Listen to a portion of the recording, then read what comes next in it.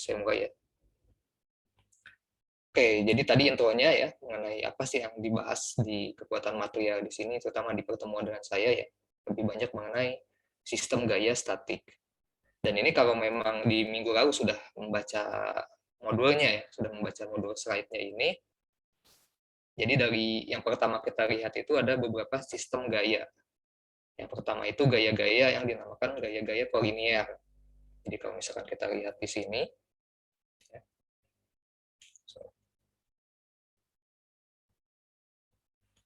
kalau kita lihat di sini ada titik ya, di mana satu titik ini dia mendapatkan dua gaya.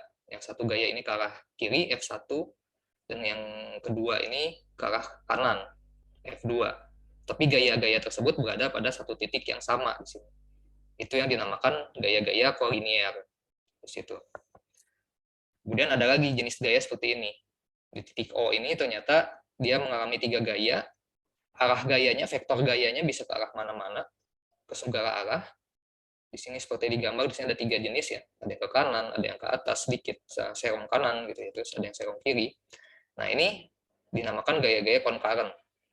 Konkaren ini jadi walaupun arahnya kemana-mana, ke segala arah, tapi dia bersatu di satu titik, di titik O ini.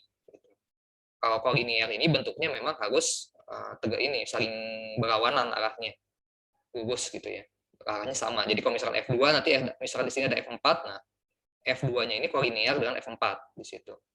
Nah, ini tapi semua gayanya, sistem gayanya ini semuanya, semua sistem gaya ini disebut sistem gaya-gaya konkaren gitu. Nah, jadi ini istilahnya ini nanti di ini ya, dicatat, diingat gitu. Karena nanti ke depannya kita akan banyak bahas mengenai istilah-istilah ini. Nanti akan ada hubungannya dengan sistem-sistem gaya yang akan diperhatikan di situ, akan dicek di situ. Nah, di sini ada sistem gaya yang lain yang ketiga ya.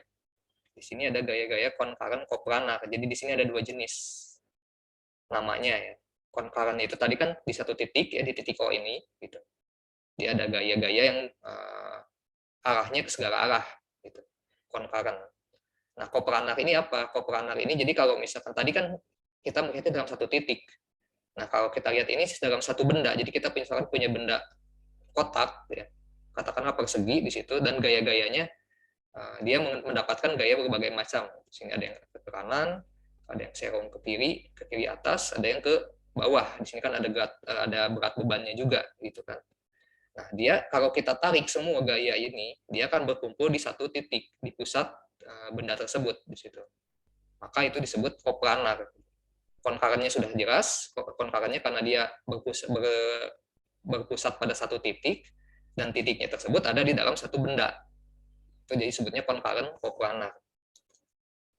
Nah, kalau yang satu lagi di sini, dia kalau kita lihat gayanya itu tidak bekerja di satu titik. Seperti kita lihat di sini ada W ya. W-nya itu misalkan di kanan sini. Yang F-nya ini kalau kita tarik ke sini, dia di sini gayanya, pusat gayanya ya. Yang ini juga dia bekerjanya di sini, F2 dan R. Artinya dia tidak konkaren. Karena kalau konkaren kan tadi harus ada di satu titik, harus berkumpul di satu titik. Berarti ini tidak konkaren, non konkaren. Tapi dia bekerja pada bidang yang sama. Ini pada bidang yang katakanlah ini misalkan papan gitu ya. Nah, semuanya bekerjanya di bidang itu, di papan tersebut gitu, meskipun titik gayanya tidak sama. Makanya tetap disebut koplanar di sini. Sama-sama koplanar. Hanya membedakannya itu yang tadi kalau di pusat ini konkaren, kalau di tempat lain itu non konkaren. Kemudian ada lagi jenis yang lain. Nah, ini sebenarnya gaya-gaya paralel ya. Tapi pada dasarnya sama seperti sebelumnya. Ini gaya-gayanya kan masing-masing berbeda. Ada di sini, di sini, di sini, di sini gitu. Berarti kan non konkaren. Tapi bekerjanya pada bidang yang sama, pada papan yang sama, koplanar. Jadi gaya-gaya non konkaren koplanar itu bisa juga gaya paralel kalau gaya-gayanya memang berbentuk sejajar gitu ya. F1 sejajar dan F2 dan F1 dan F2 itu kan hanya vektornya saja yang berbeda atau arah gayanya saja yang bekerjanya yang berbeda seperti itu. Nah, yang satu lagi ada contohnya kalau kita lihat tripod ya. Tripod kamera misalkan untuk mensupport kamera di situ. Kita lihat di sini ya. Si kamera ini kan dia punya beban ke bawah. Dan dia ditopang dengan 3 kaki di situ ya. Artinya kan dia beban ke bawahnya ini, beban W-nya ini beban kameranya ini yang W ini, dia kan didistribusikan secara merata ke kaki-kakinya, gitu kan. Berarti dia ke sini, dan ke sini tadi. Jadi di sini dia akan mengalami beban. Di sini akan mengalami beban. Di sini akan mengalami beban. Di situ. Kalau kita tarik di sini, bebannya semua mengarah ke satu titik yang sama di sini kan. Berarti concurrent. Bedanya, dia bebannya di bawah, sedangkan kameranya kan di atas di sini. Jadi yang bekerja itu bidangnya bidang di bawah sini, bukan bidang kameranya. Makanya disebutnya non coplanar karena tidak bekerja di bidang kerjanya gitu. Maksudnya ini kan rantainya gitu. Rantainya bukan fokus perhitungannya kan kita lihatnya kan di sini. Beban kameranya itu kan di sini di W-nya ini. Nah, ini yang disebut concurrent non coplanar. Concurrentnya arahnya sama semua titiknya, satu gayanya itu berasal dari satu titik. Kalau kita hubungkan itu berpotongan di satu titik yang sama di situ. Terus kalau non coplanarnya itu tidak di bidang kameranya gitu. Jadi bidangnya di rantainya itu yang disebut concurrent non coplanar. Jadi sebenarnya sistem-sistem gayanya ada tadi ya, kolinier itu concurrent hanya arahnya saling berlawanan. Kalau concurrent tadi kan titiknya semua sama, jadi sebenarnya intinya itu hanya ada dua, concurrent non concurrent, coplanar non coplanar. Sisanya itu hanya nama lain concurrent, tapi yang paralel ya gaya paralel gitu. Misalkan non concurrent paralel gitu. Tapi kalau misalkan yang concurrent tapi dia saling tegak ini, saling ini berlawanan gitu ya, kayak tadi, nah itu kolinier gitu. Jadi sebenarnya kata kuncinya ya ini, concurrent dan coplanar gitu. Tinggal lihat bendanya di mana, gayanya di mana. Seperti itu. Ini saya agak cepat saja ya karena materinya cukup banyak dan ini masih basic seharusnya. Tapi nanti kalau misalnya ada yang kurang jelas bisa langsung ditanyakan saja, nggak apa-apa ya. Nah, kalau kita lihat nih contohnya ya, kita lanjutkan. Kita punya benda katakanlah suatu box gitu ya. Dia diberikan gaya ke arah kanan 30 pon, kiri 20 pon. Ya sudah jelas, gayanya berarti akan bekerja ke arah kanan sebanyak 10 pon. Gitu kan. Ini gayanya apa? Ini kan pusatnya kan kalau kita tarik ini semua di sini kan. Itu. Tangga ini. Berarti kan ini kolinier ya. Kolinier atau concurrent ya sama saja. Seperti itu. Nah, sekarang kalau gambar benda yang kedua, ini juga sama concurrent juga kan. Ketemu semua di sini kan. Concurrent. Nah, cuman arahnya berbeda kemana-mana. Dan bidang kerjanya di bidang ini, di boxnya ini, berarti coplanar. Kayak concurrent coplanar. Berapa kesulitan gayanya ya? Simple, perhitungannya, sigma F sama dengan 0, sigma Fx-nya sama dengan, sigma F sama dengan penjumlahannya gitu ya. Sigma Fx sama dengan F ke kanan dikurangi F ke kiri, atau F1 tambah F2, F3, dan seterusnya, seperti itu ya. Ya, ke atasnya juga sama. Kita bisa tinggal hitung, arah vertikalnya karena bebannya sama jadi 0, arah horizontalnya lebih besar ke kiri, berarti ke kiri gitu kan. Tanda minus ini tandanya kan dia ke kiri. Karena konsensus umum ya, kalau konsensus umum itu kan ke positifnya ke sini gitu kan. Ini positif, ini positif. Jadi kalau ke kiri ya negatif, ke bawah ya negatif, konsensus umum ya. Tapi kalau misalkan di kelas ini nanti kita ingin tukar ya nggak masalah. Kalau kesepakatannya begitu ya bisa. Kita bisa tulis ke atas negatif, ke kanan negatif ya boleh saja, tidak masalah. Tapi karena kita sudah terbiasa seperti ini, jadi ya kayak seperti itu ya. Perhitungannya seperti tadi, yang ini minus 2 itu berarti ke 2 pon ke kiri. Kemudian ada lagi gaya yang lain itu kan di sini, kalau kita ingat ya, di TPB atau di SMA, gaya aksi reaksi. Bahwa setiap aksi itu akan menghasilkan reaksi yang sama besar dengan arah yang berlawanan. Ya. Jadi kalau misalnya kita punya kotak, suatu benda dengan berat 10 kg, itu, terus kita letakkan di lantai, dia akan mengalami gaya aksi reaksi di situ. Akan mendapatkan gaya normal, seperti itu kan. Ketika benda itu disimpan di lantai, seolah-olah lantai itu kan dia mengalami menahan beban 10 kilo gitu kan. Nah, dia akan mengeluarkan reaksi yang dinamakan gaya normal di situ. Yang kita sebut dengan gaya normal dan istilah dengan tanda N, seperti itu. Dan kalau kita hitung, karena dia bendanya diam, berarti sigma F-nya sama dengan 0, gitu kan. Sigma FY-nya sama dengan 0. Berarti nilai N-nya itu akan sama dengan beban bendanya, gitu ya, dengan berat bendanya, 10 kg. Seperti itu. Nah, sekarang kalau misalkan kita lihat di sini, kita punya 3 gaya dalam keadaan kesetimbangan. Kita punya 3 gaya yang bekerja di titik O. Ini ya, pusatnya kan di sini. Tiga gayanya bekerja di titik O. Dengan posisi seperti tadi, kalau misalkan kita lihat, di GC ini 20 pon, BF ini 15 pon, AE-nya ini adalah 12 pon. Dia berada dalam kesetimbangan, artinya dia kondisinya itu diam gitu ya.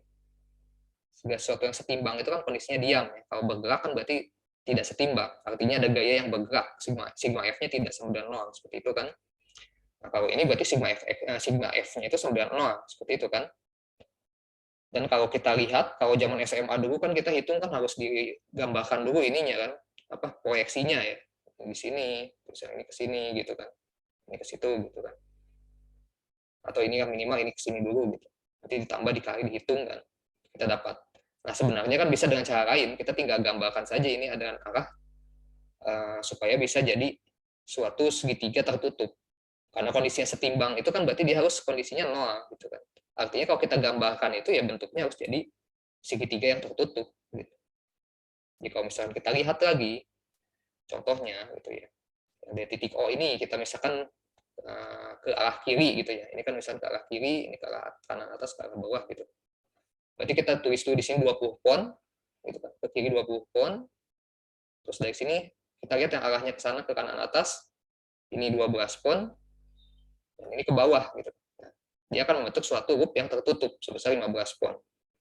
Nah, ini dalam kondisi equilibrium gitu kan, dalam kondisi kesetimbangan. Jadi semua gaya yang dalam berada kesetimbangan dia pasti akan selalu membentuk loop ya, akan membentuk kalau 3 gaya ya jadi segitiga gitu. Tapi kalau misalnya gayanya ada 4, ada 5, dan 6 ya akan membentuk poligon gitu ya. Biasanya membentuk yang lain, tidak hanya segitiga gitu. Bisa jadi segi 6, segi 5, tapi ya tadi poligon tadi seperti itu. Nah, di sini jadi metodenya itu ada 2. Ada metode grafik, ada metode aljabar ya gitu. Nah, jadi kalau misalkan kita menggunakan metode grafik, dia syaratnya itu harus digambarkan secara akurat. Dan nanti yang tidak diketahuinya itu kita tinggal ukur saja. Jadi benar-benar menggunakan gaya sudutnya harus akurat, panjang gayanya harus akurat gitu. Nah, baru kita bisa hitung hasilnya itu dengan akurat. Kalau aljabar ya kita tinggal menggunakan trigonometri saja seperti itu kan. Nah, ini jadi ada dua solusi sebenarnya. Tapi kita akan mungkin yang kita sudah terbiasa dengan menggunakan aljabar ya.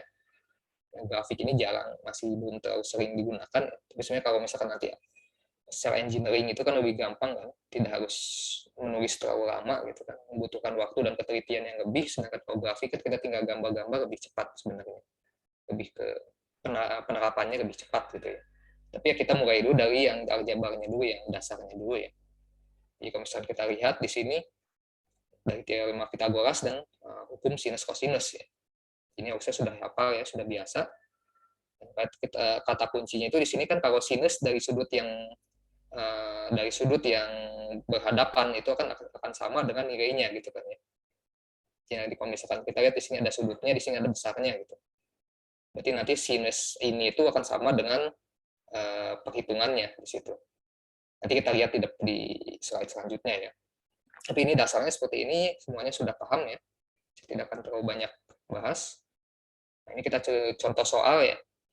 Contoh soalnya itu kan umumnya seperti ini kalau statika ya. Kita punya suatu benda yang digantung, misalkan seperti ini kondisinya dalam sudutnya 30 derajat di kiri, di sini 30 derajat, di sini 20 derajat.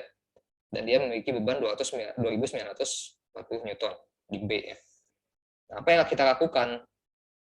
Kalau kita lihat zaman dulu ya, di kuliah di TPB atau di SMA, kita gambarkan dulu yang namanya free body diagramnya. Artinya kita tidak harus menggambarkan semua bendanya. Kita lihat gaya-gayanya saja, seperti itu kan. Nah, di sini kan kita lihat free body karena di sini bendanya itu memiliki berat, berarti kan ada gaya ke bawah di situ kan. Sebenarnya. Nah, kemudian dia di sini tali kan, ditempel dengan tali. Nah, talinya itu kan pasti akan saling tegangan tali, ada yang namanya tegangan tali. Nah, kalau misalkan awalnya kan kalau dia tali ini mengalami ketegangan, berarti kan gayanya ke sini ya. Yang ini juga ke sini gitu kan. Nanti di sini dia mengalami reaksi ke sini gitu kan. Jadi gambarnya seperti ini sebenarnya kan. Di sini ada F2 ya, misalkan di sini ada F1 gitu. Nah, kalau untuk di free body diagram gitu, karena kita menghitungnya ini sebagai statika, dan supaya bisa terjadi, kalau ini kan kita menghitungnya kan sebagai statika. Tadi kan ada gaya reaksi-reaksi kan. Artinya kalau misalkan di sini F1 di sini ke bawah, dia punya reaksi ke sini gitu kan. F1-nya di sini. F2-nya juga sama gitu kan. Sebenarnya bukan F2, tapi ini tuh RF2 gitu kan. Resultan atau reaksi dari F2 gitu. Di sini juga RF1 gitu ya.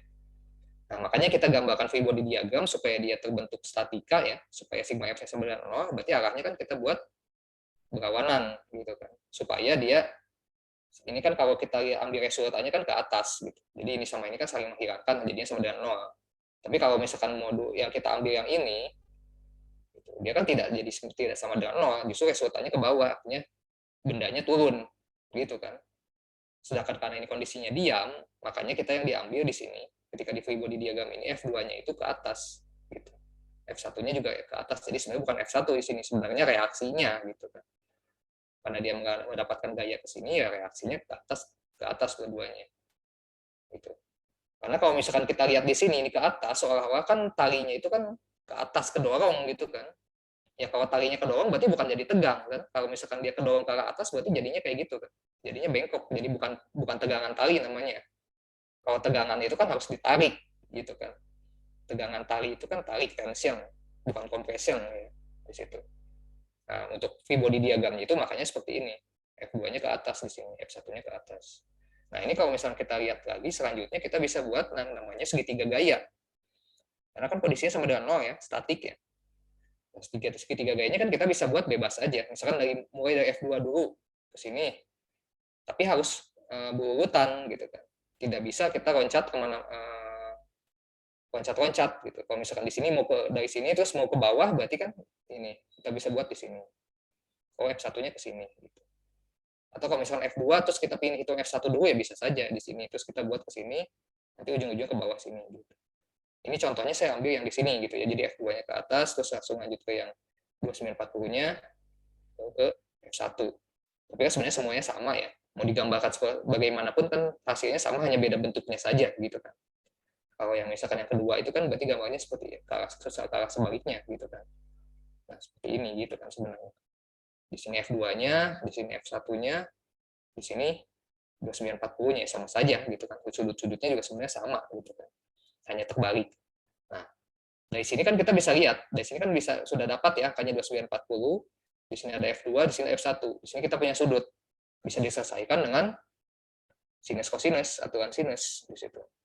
Dimana kalau misalkan dia sudut yang berhadapan gitu kan. Di sini kan F1. Sudut yang berhadapan dengan F1 ini kan 30. Berarti F1 per sin 30 itu akan sama dengan 2940 ini yang berhadapan dengan 2940 ini kan. Berarti akan sama dengan sinus 130. Begitu juga dengan F2. F2 juga pasti sama. F2 per sin 20 ini pasti sama dengan 2940 per sinusnya ini. Gitu. Jadi dari sini kita bisa hitung tanpa harus menghitung banyak-banyak. Dari gambar saja kita bisa langsung selesaikan. Jadi kita hanya gambar, selesaikan dalam 3 baris, sudah dapat hasilnya. Seperti itu. Tidak harus kita tulis banyak lagi gitu rumus-rumusnya. Relatif lebih cepat dan lebih aplikatif gitu ya. Nah, ini contohnya lagi, struktur yang contohnya kalau misalkan keren ya gitu. Atau sama juga benda juga yang digantung, yang satu diikat dengan tali di atas, yang satu lagi di sini ditahan dengan suatu benda, suatu papan kan, bisa papan, bisa baja atau batang apapun ya misalkan di situ. Nah, di sini kita punya jarak antara titik A-nya ini dengan titik C-nya ini adalah 12 kaki. Terus kemudian panjang dari member B dan C-nya ini adalah 13 kaki. Dan kita punya benda dengan beban 4.000 pon di situ. Nah, kita cari apa gaya-gaya di member A, member AB ini tali ini ya, member AB ini dan member BC-nya ini. Berapa sih besar gaya-gaya yang bekerja di setiap membernya di situ. Nah, karena kan kemungkinan ini ya, kalau kita intermezzo dikit ya, kalau dalam hal seperti ini kan kemungkinan gagalnya, kalau misalnya kita tergantungan suatu benda dengan berat tertentu ya, Kemungkinan gagalnya kan dua, bisa ditalinya di bagian sini ya, di member AB-nya ini bisa ditali, bisa juga di sini atau di yang lain-lainnya. Tapi umumnya kan membernya ini A dan di member BC-nya. Kemungkinan gagalnya kan di situ. Jadi kita harus hitung di situ. Hitung berapa sih gaya yang kalau kita kasih beban di sini 4.000 pon, di sini dapatnya berapa? Di sini bebannya berapa gitu. Nah, nanti kita bisa lihat, oh ternyata yang lebih besar di mana. Terus apakah dia sudah mendekati kemampuan materialnya? Tidak. Materialnya misalkan digunakan bajanya baja karbon, punya tensile strength-nya misalkan sekian MPa gitu ya, atau sekian PSI gitu. Nah, itu apakah dia sudah mendekati nilai itu atau masih jauh gitu. Kalau misalkan dia sudah mendekati, bisa-bisa nanti bagian tersebut sudah tidak kuat menahan beban, nantinya bisa jadi runtuh gitu kan. Dan faktornya banyak-banyak ya, faktor lain-lain, karena mungkin awalnya mungkin kekuatannya baik, karena ada pengaruh-pengaruh dari lingkungan, bisa jadi kekuatannya menurun. Nah, itu nanti ada yang namanya safety factor gitu kan. Dia sampai berapa kekuatannya, nah itu nanti jangan supaya tidak terjadi kegagalan. Kira-kira seperti itu ya, fungsi untuk apa sih menghitung seperti ini gitu, untuk apa sih nantinya, kira-kira seperti itu. Jadi kita harus tahu di setiap membernya itu berapa gaya yang bekerja kalau kita gantung dengan beban seperti ini. Nah, kalau kita sudah tahu, kita bisa lebih hati-hati gitu ya. Bisa dalam mendesain suatu benda bisa lebih baik lagi gitu. Nah, sekarang kita balik lagi ke soalnya. Jadi kalau ada struktur seperti ini, kalau kita lihat di sini, tadi kan ini kan gambarnya ya. Kemudian cara kita selesaikannya tadi free body diagram, terus buatkan dengan force triangle-nya. Gitu kan triangle-nya kan. Terus yang pertama berarti free body diagramnya dulu. Karena di sini yang dicari adalah member AB dan member BC, berarti ada 3 member, ada 3 pin kan. Member AB ini dia punya A dan punya B. Di BC ini juga dia punya B dan punya C. Artinya kita harus lihat di setiap titik ABC ini. Apa saja gaya-gayanya, free body-nya seperti apa. Kita lihat di titik A. Di titik A ini ketika dia mengalami beban, ya, berarti kan ini seolah-olah ditarik ke kanan kan, karena ada bebannya di sini kan. Jadi dia ada beban AB di sini. Karena dia ada beban AB, berarti dia akan mengalami reaksi gitu ya, mendapatkan reaksi karena ada aksi AB, berarti dia akan ada reaksi dari AB. Kita sebut RA di sini. Gitu. Nah, di A ini, di titik A-nya, dia gayanya kolinear tadi ya. AB dengan RA, karena dia posisinya di sini keadaannya setimbang, berarti kan sama dengan kondisinya 0. Berarti sebenarnya RA ini sama dengan AB gitu kan. Free body diagram di titik A seperti itu. Oke, sekarang kita lihat di titik B. Di titik B ini dia ada 3 gaya kan. Di titik B ini dia ada gaya di sini berat sebesar W ya. Terus kemudian ada ke kiri gitu kan. Ya, karena ada gaya di sini terus dia akan muncul reaksi gitu kan. Di sini. Gaya AB di sini kan. AB ini tadi di sini. Di titik B-nya ya. Ke arah kiri. Nah, ini kalau kita lihat berarti kan di sini ada resultan ke sini. Resultannya ke arah BC gitu kan. Berarti sebenarnya papan BC ini atau batang BC ini sebenarnya dia mengalami kompresi kan, karena arahnya resultan dari ini ke bawah, gitu kan. Nah tapi kan tadi kan kita lihat untuk perhitungan di sini, untuk menghitung struktur statika ini kita buat supaya dia terbentuk force triangle ini kan, force triangle segitiga gaya tadi, segitiga gaya yang harus kondisinya dalam kondisi tertutup. Dan dia di sini statika, artinya semua gayanya harus dalam kondisi 0. Kalau dia bentuknya seperti ini, berarti dia ada gaya ke sini gitu kan. Ada gaya ke sini. Supaya hasilnya bendanya diam, bendanya sama dengan 0, statik kesetimbangan, berarti harus ada gaya yang ke atas gitu kan. Harus gaya yang ke atas yang menahan si resultan BC tadi di situ. Sebesar sama besar supaya hasilnya sama dengan 0. Nah, makanya di free body diagram di sini nilai BC-nya ini adalah ke atas di situ. Nah, ini yang sering banyak salah jadinya. Karena kita menggambarkan BC-nya ke atas, jadinya tuh menganggap bahwa batang ini, batang BC ini tuh mengalami tensile, mengalami tension, ditarik gitu. Padahal kenyataannya sebenarnya dia itu mengalami kompresi. Hanya untuk perhitungannya karena di sini statika, BC-nya itu ditarik ke atas di situ. Supaya jadinya hasilnya kan sama saja kan, mau ditulis di sini ya sebenarnya sama, angkanya sama gitu. Hanya nanti vektornya jadi beda gitu kan, plus minusnya jadi beda kan di situ. Nanti dari perhitungan bisa jadi plus, bisa jadi negatif, kita nggak tahu di situ seperti apa. Nah, itu yang harus hati-hati. Ini yang seringkali banyak salah di situ. Karena memang di sini kan kalau kita lihat di sini memang harusnya ke bawah gitu, karena resultannya ke bawah. Tapi kita kok digambarkannya ke atas gitu. Nah, sekarang kita lihat lagi di sini. Sekarang yang di C, di titik C. Di titik C ini, itu tadi kan, ini kan seolah-olah tadi kan kalau misalkan kita lihat dari W-nya kan ke atas gitu ya. Kenyataannya kan dia tadi di sini, dari BC ini kan ke bawah, menekan ya. Nah, di sini tulis menekan di situ. Karena dia menekan di sini, maka di titik C ini muncul resultan sebaliknya arahnya, RC. Makanya gambarnya seperti ini. BC ke arah titik C, RC juga ke arah titik C. Ini sama-sama konkaren, hanya bentuknya beda gitu ya.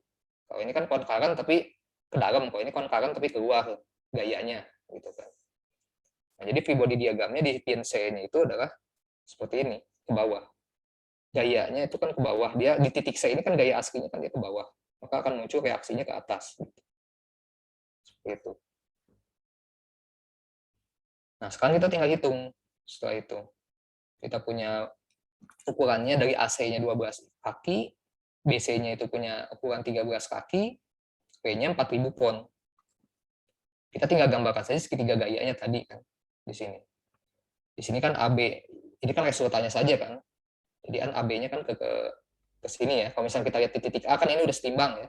Setimbang, di C kan setimbang juga. Yang di B ini yang kita sulit menghitungnya gitu kan. Nah, yang di B-nya ini kita fokus, kita bisa lihat tadi AB di sini, terus titik 0 turun ke bawah ini tadi yang 4000 pon, kemudian gaya BC-nya ke atas.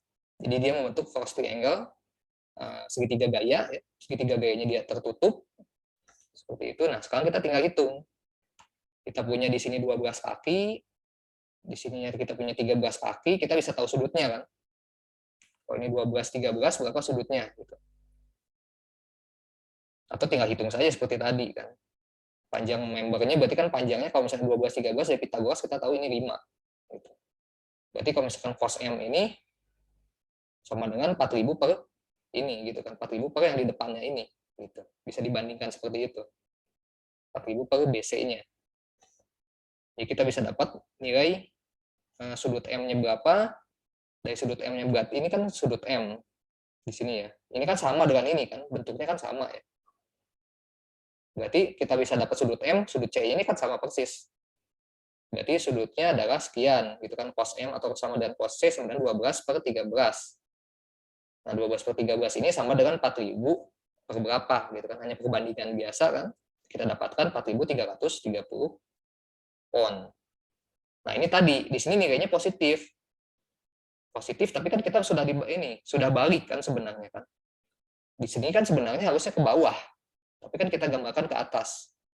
Makanya tadi disebut compression, 4330 pon compression, sebenarnya dia menekan ke sini. Hanya digambarkannya ke atas. Seperti itu. Sekarang kalau misalkan kita lihat yang nilai AB, yang di member AB-nya ini, sama seperti tadi kan.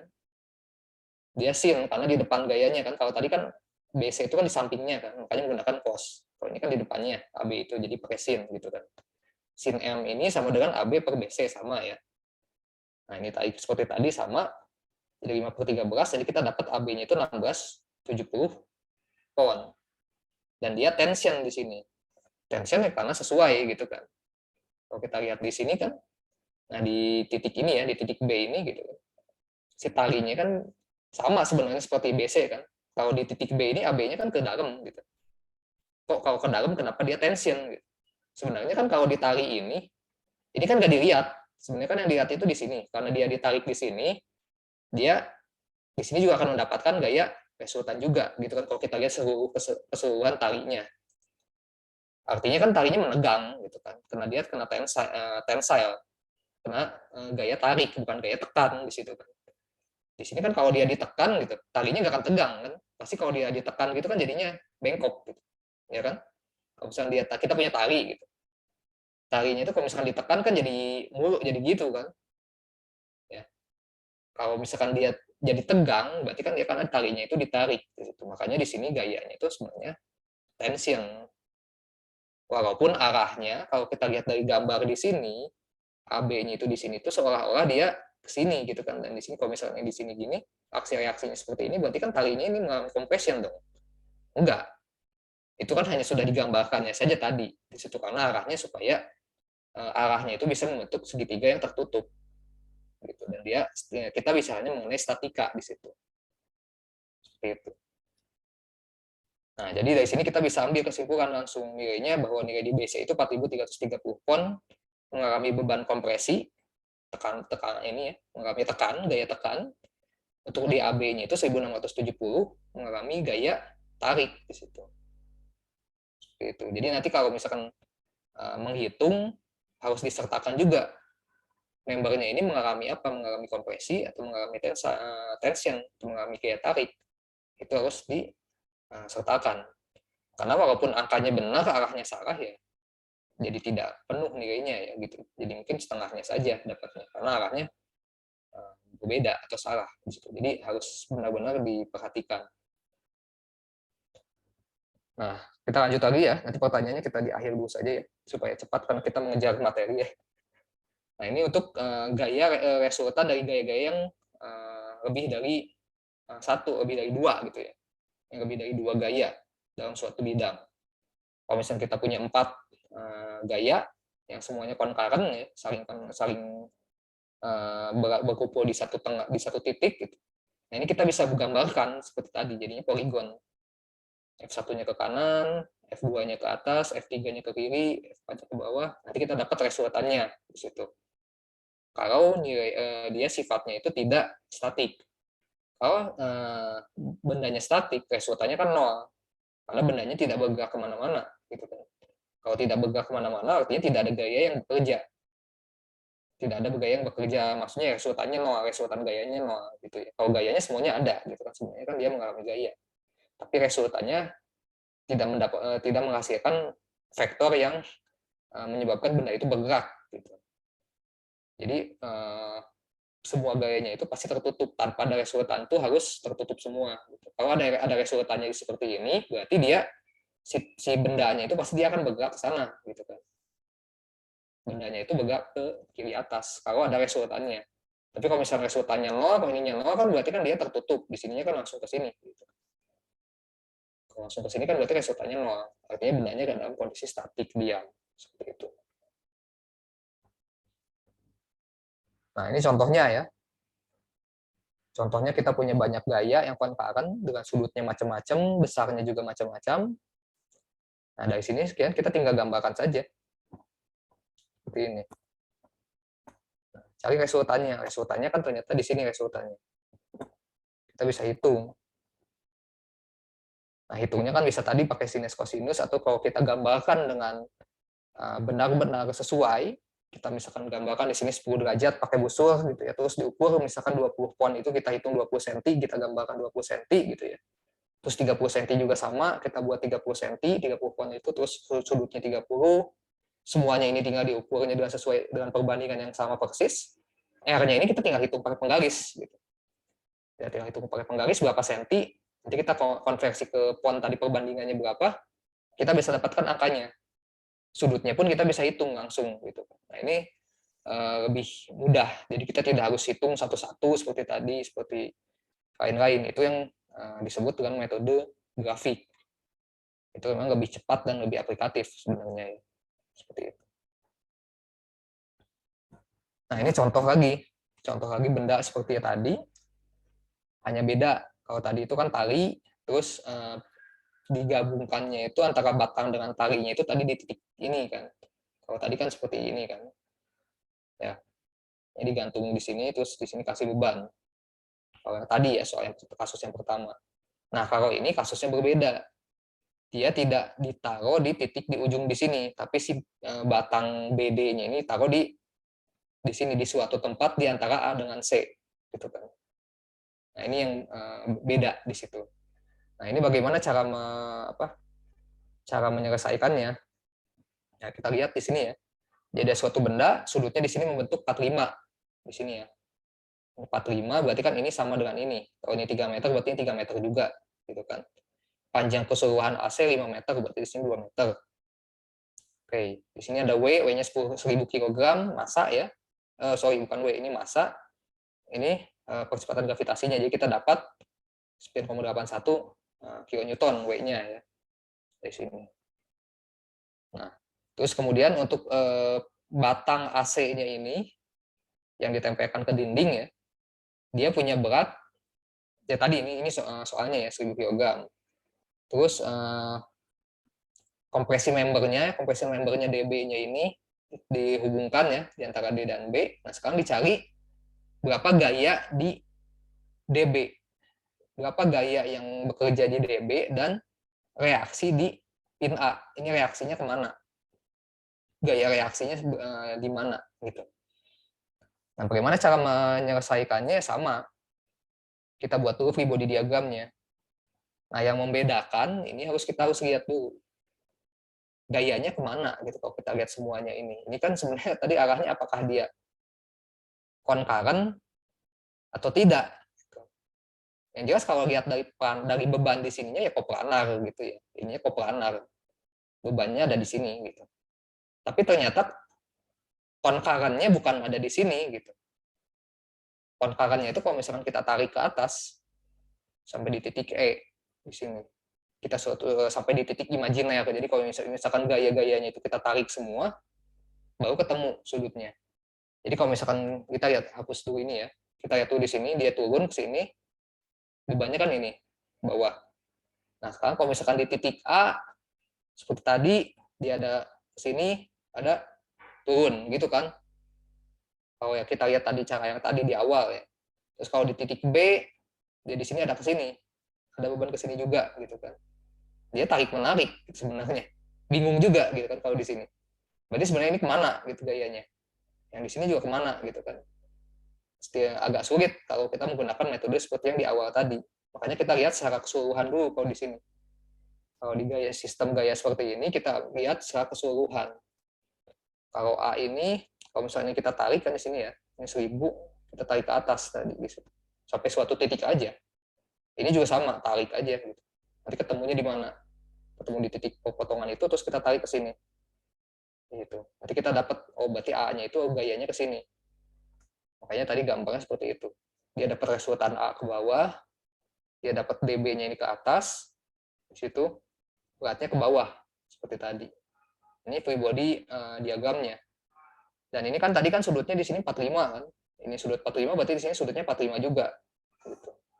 Ini 45. Ini theta kan kita nggak tahu sudutnya karena tadi kan asal tarik dari sini ke sini gitu. Yang memotong. Kita belum tahu sudut ini berapa. Di sini 45, di sini juga pasti 45 gitu kan. Supaya di sini tegak siku-siku, kita bisa dapat semua jaraknya. Jadi kalau misalnya 2 meter ya, ininya 2 meter, berarti tadi ke atasnya sama 2 meter juga. Gitu kan. Ya. Nah, dari sini kita bisa dapat tangannya. Karena kan di sini sudah dapat ya. Ini sudah dapat siku-siku, di sini ada 2 meter, di sini ada 5 meter. Ya, kita bisa dapat tangannya. Tangannya dapat 21,8 derajat. Baik lagi, tadi gayanya ke sini, yang ini di sini gayanya ke atas, yang nggak digambarkannya ya. Kalau kenyataannya kan dia sebenarnya di sini menahan beban ini kan turun gitu kan. Kalau ini turun sebenarnya kan di sini juga dia ke dalam seperti tadi ke bawah gitu kan. Tapi kita gambarkannya kondisinya statik supaya jadi nol ya berlawanan di situ ke atas. Ke atas tarik saja ketemu titik pepotongan, dari titik pepotongannya itu kita tarik. Kita bisa dapat RA-nya. Nah, kalau kita gambarkan jadi yang bawah ini yang 1000 ini ke bawah ini terus naik ke atas BD terus ke bawah yang RA tadi ya. Nah, kalau kita gambarkan lagi kira-kira seperti ini jadinya. Yang atasnya ini kita bagian atasnya ini kita potong saja ya. Nah, kita dapat di sini 9,8 Newton, sudutnya 45, di sini sudut 45 juga, trigonometri, kita bisa dapatkan di situ. Jadi segitiga gayanya seperti ini, sudut alfanya ketemu, sudut betanya juga ketemu kan. Sudut alfa ketemu, sudut beta otomatis dapat. Dari situ kita bisa hitung pakai aturan sinus. dapat angka sekitar 17,61 RA-nya. dB-nya berapa? dB-nya sekitar 23,12 kilonewton. Kondisinya sama tadi. Kalau dB kan compression gitu kan. Batang ini kan sebenarnya kan tadi mengalami compression. Nah, kenapa tadi di RA tidak ada keterangan apa dia compression atau tensile? Karena dia kan dihitungnya kan reaksinya saja, reaksi di titik A. Gitu. Reaksi di titik A-nya itu ya gaya di titik A-nya tidak perlu ditulis gitu. Tapi kalau misalkan kita bicaranya mengenai batang atau tali atau apa ya kita harus tahu itu tuh mengalami apa. Tapi kalau di sini kan A-nya itu kan sebagai titik ya. Di sini kan A-nya itu kan pin-nya ini kan gitu. Tapi buat sebuah titik ini dia mau mengalami tarik, mengalami tekan kan sebenarnya sama gitu. Kalau di pin A-nya. Tapi kalau misalnya kita berbicara mengenai suatu batang ini, nah batangnya ini dia mengalami tekan atau mengalami tarik gitu. Makanya harus dicantumkan. Seperti tadi kan ini juga dB kan. dB-nya itu keseluruhan sebagai batang, sebagai benda gitu kan. Nah, itu harus ditentukan apakah dia mengalami kompresi atau tensile. Tapi kalau kita menghitungnya sebagai reaksi, tadi kan reaksi di titik A gitu. Ya reaksi di titik A itu baik itu bentuknya ke arah dalam gitu ya ataupun ke arah luar ya sama angkanya kan segitu-gitu juga. Makanya tidak perlu ditulis kalau pertanyaannya seperti ini gitu. Kalau kasusnya ini seperti tadi kan ditanya berapa reaksi di pin A gitu. Ya reaksinya sekian gitu. Arahnya nggak harus ditulis. Tapi kalau tadi berapa gaya di member DB-nya ya harus ada compression-nya atau tensile-nya atau tension-nya gitu. Seperti itu. Oke, untuk kesetimbangan statik di sini masih ada pertanyaan tidak? Kalau enggak, kita lanjut ke materi berikutnya. Kalau ada pertanyaan, kita bahas dulu sebentar. Silakan. Pak, izin bertanya. Oke, silakan. Tadi itu kan berarti kita ngambil kesimpulannya itu co-current itu apakah memang selalu kayak gitu atau gimana, Pak? Ini ya, tadi menarik ke suatu titiknya ini ya. Iya. Nah, di sini ya, kasus ini. Jadi kita harus lihat dulu. Jadi setiap soal itu sebenarnya bentuknya bisa mirip-mirip ya. Ini juga nanti kalau di ujian itu sebenarnya variasinya bisa macam-macam. Walaupun bendanya sebenarnya sama-sama kayak gini, sama-sama digantung seperti ini, tapi nanti kita bisa buat macam-macam gitu. Nah, ini kalau tadi itu kan di sini gitu ya. Bendanya kan di sini langsung dan dia ditahan di titik ini gitu kan. Nah, kira-kira seperti ini ya. Artinya kan kalau kita lihat di titik semua ini kan gaya-gayanya kalau misalkan kita ambil diproyeksikan satu-satu itu sudah bisa saling ini ya. Coba kita lihat di kasus pertama tadi gini ya. Gambarnya kan seperti ini. Ini saya ganti warna dulu biar kelihatannya. Kita ganti warna, coba warna biru. Nah, kalau misalkan kita lihat di sini di titik ini kan misalkan A, ini B, ini C gitu. Kalau misalkan kita lihat di titik A-nya gitu. Oh, ini titik A-nya ini ke sini, ini habis. Yang di titik B-nya ini kan ke bawah, ini ke kiri. Oh, berarti ada resultan di sini kan kuning gitu ya. Ada resultan ke sini gitu kan. Oh, tapi kalau kayak gitu dia nggak jadi ini dong. Kalau misalkan kayaknya kayak gitu, berarti di B ini dia nggak statis gitu kan. Kalau statis, oh berarti dia harus ada reaksi ke sini. Ini yang kita hitung di sini. Tapi kenyataannya yang di B-nya itu sebenarnya di BC-nya ya, di batang BC-nya itu yang warna kuning gitu. Di gambarnya seperti ini. Oh bisa nih, dia bisa dapat. Terus kemudian yang C di sini, yang C-nya ini kan dia aslinya di sini, dia mengalami beban ke sini. Terus berarti di sini pasti akan muncul reaksi di C di sini RC. Semuanya dalam keadaan statis. Oke, ini bisa diselesaikan dengan tadi ya. Langsung aja langsung pakai free body diagram, pakai triangle force tadi ya, force triangle tadi. Nah, kalau di sini kan kita lihat dulu di titiknya.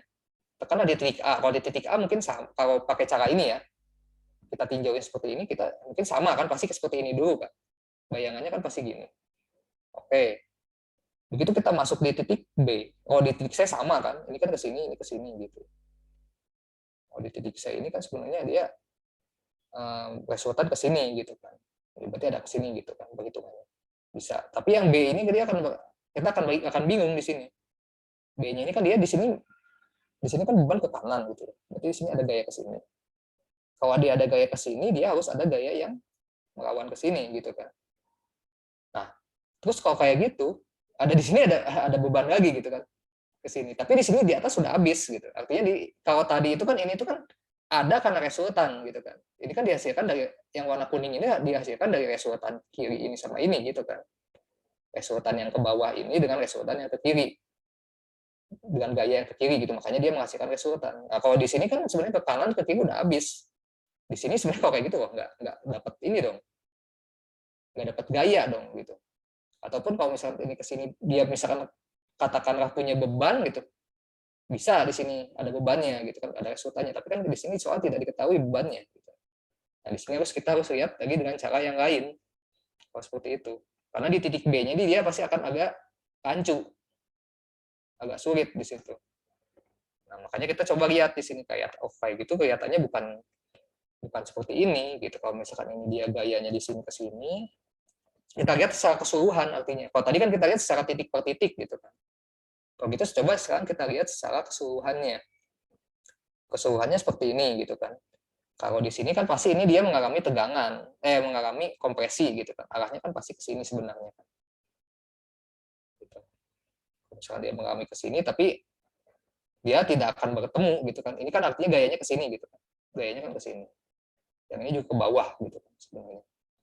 Nah ini kalau misalnya kita lihat, oh jangan-jangan dia bekerjanya walaupun ini di planar yang sama, di bidang yang sama, tapi ini kalau misalnya kita tarik ke sini ternyata ada loh titik lagi titik yang tempat mereka bertemu gitu. Ternyata ada titik yang berpotongan di sini. Oh artinya kalau kayak gitu sistem ini bukan sistem concurrent coplanar gitu. Tapi dia concurrent non coplanar karena concurrentnya itu di luar planar yang kita hitung, sama kayak tripod tadi gitu. Tripod tadi kan kalau kita hitungnya kan di rantainya gitu. Misalkan di rantainya kita dapat dapat benda, dapat gaya kan 3 titik gaya gitu. Dia tiba-tiba dapat gaya tekan gitu. Nah, gaya tekannya ini ternyata kalau kita lihat, oh ternyata bukan titik pusatnya itu bukan di bidangnya gitu, bukan di bidang rantainya, tapi ternyata ada di kameranya di situ. Titiknya itu di titik pusat titik beban kameranya ternyata. Gitu. Oh ternyata ini sistemnya berarti sistem ini keseluruhan bukan sistem concurrent coplanar, berbeda dengan yang tadi.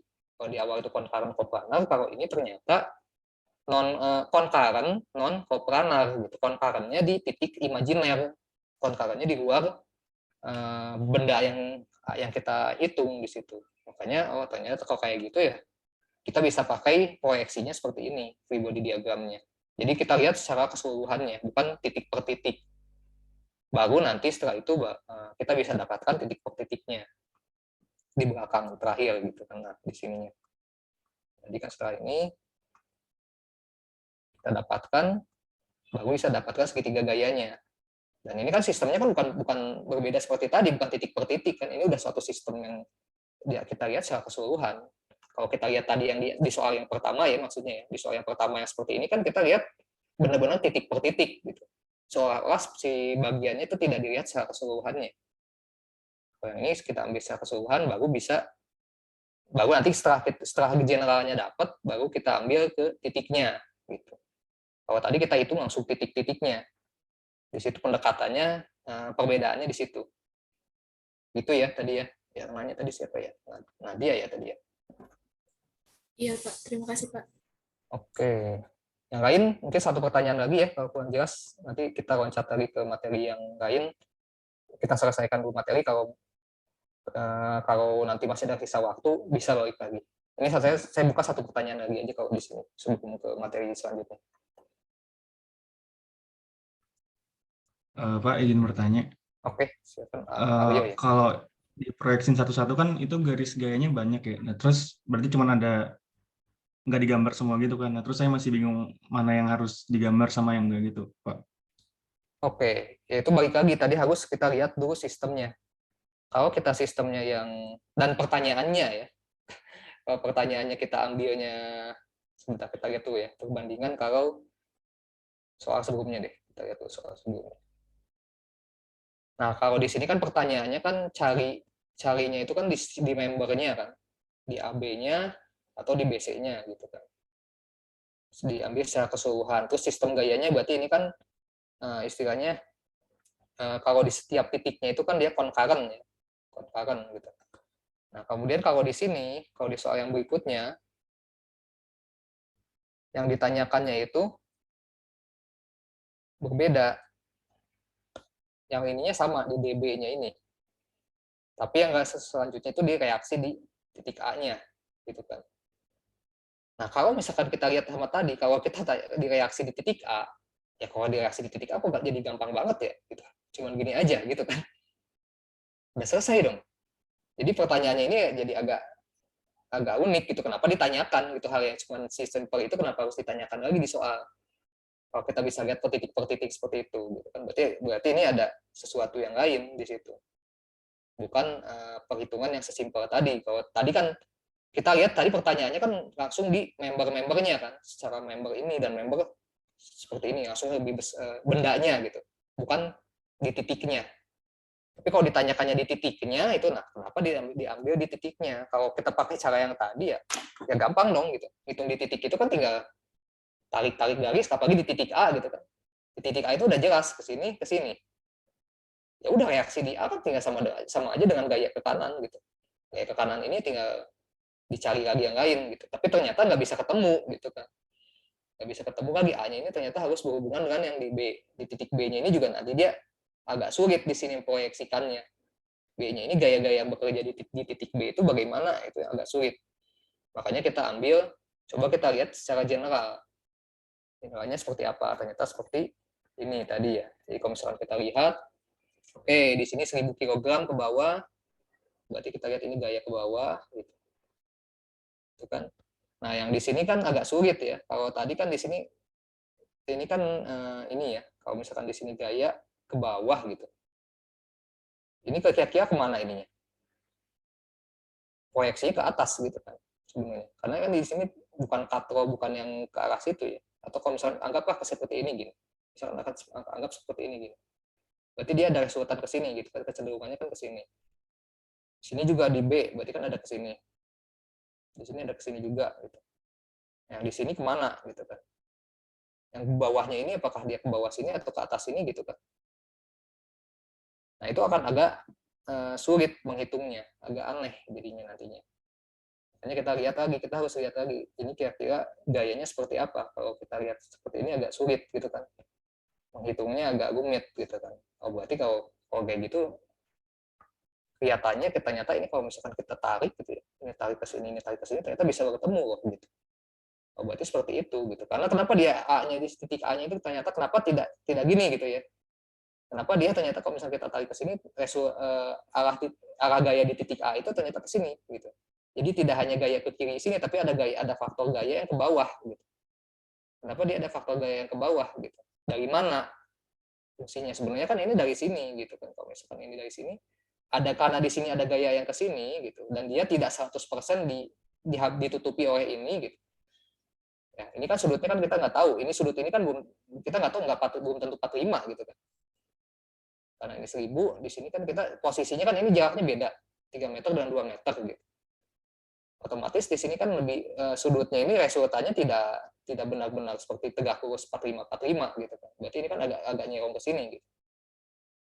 Nah, dia ini tidak habis dengan di sini, berarti kan masih ada sisa gaya yang miring di sini di titik A ini yang harus ditahan.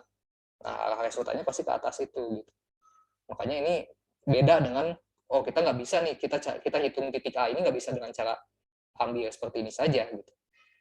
Tapi ternyata pasti di sini harusnya ada suatu si A-nya ini nggak sejajar, tapi pasti resultan miring gitu. Cuman miringnya ke arah mana, berapa derajatnya kita nggak tahu. Nah, ternyata bisa dengan cara diproyeksikan tadi. Ternyata ini sistemnya bukan concurrent coplanar, tapi concurrent non coplanar seperti itu. Kira-kira seperti itu ya, Leo ya. Nanti kalau kurang jelas kita bahas lagi ya. Nanti balik lagi saya coba lanjut ke materi yang kedua dulu ya. Karena saya masih punya 2 materi lain. Ya, jadi nanti kita kalau masih ada waktu kita ini lagi lah, balik lagi kalau kurang jelas ya. Nah, yang berikutnya yang kedua itu adalah reaksi pada penumpu ya. Yang masih materi minggu lalu ya. Ini sedikit sih, jadi nggak rumit. Kita bisa cepat di sini. Nah, ini contohnya ya. Di sini ada reaksi pada penumpu. Penumpu itu kan penyangga yang seperti itu ada beberapa jenis ya.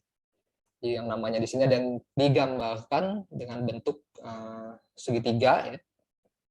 Digambarkan dengan bentuk segitiga, ada juga yang sebentar. Oke.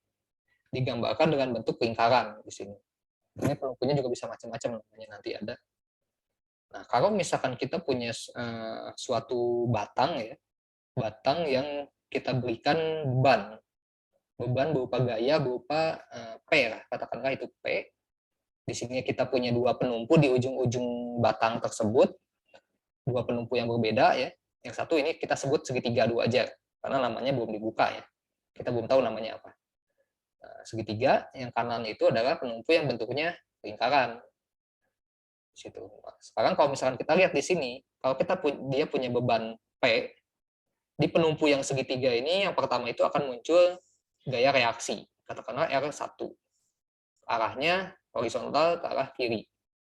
Ini kan kalau misalkan kita ini proyeksikan, berarti kan P ini kan ada yang ke bawah, ada yang ke kanan gitu kan. Berarti kan kalau dia bendanya ini statik, gaya yang ke kanan ini harus ada reaksinya supaya dan sama besar gitu kan, supaya tidak bergerak. Berarti di sini ditumpu oleh R1 di sini ke kiri.